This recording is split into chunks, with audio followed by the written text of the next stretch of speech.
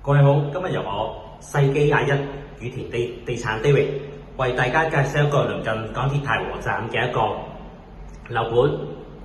呢個樓盤係位於大埔嘅翠怡花園。而家我哋睇呢個單位實用面積係294尺，係一個租盤嚟嘅，放租為主嚟嘅。咁我而家睇呢個係兩房嘅單位嚟嘅，原則兩房。好，我哋而家入屋。右手邊一個廚房，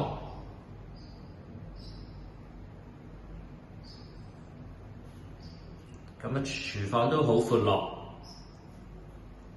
好大，預留位可以擺個雪櫃，預留位可以擺個洗衣機。側邊做咗有個電磁爐、抽油煙機。好，我哋望埋個廳啦。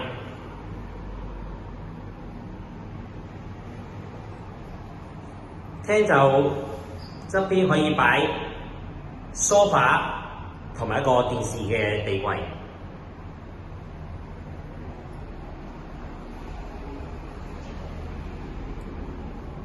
咁窗就主要望返個內街景、停車場景嘅。咁我哋望埋個浴室、洗手間。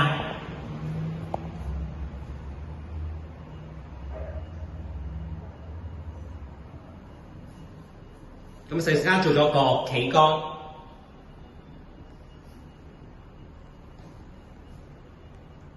簡潔嘅設計，乾淨企理。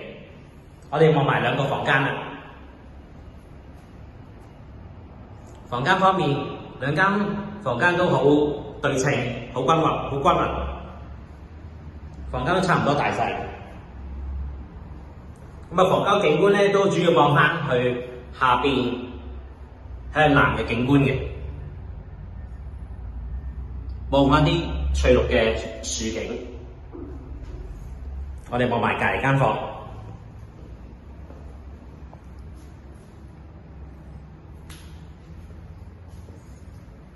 隔離間房都可以預留位擺衣櫃、床間嘅。咁我望埋個房間嘅景觀。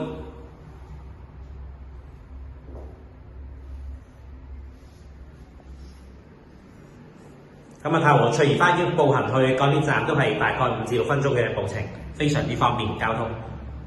好，咁今日個樓盤介紹到呢度啦。咁如果大家對嗰個單位有興趣嘅話咧，可以聯絡我哋世紀21羽田地產。多謝大家今日收看。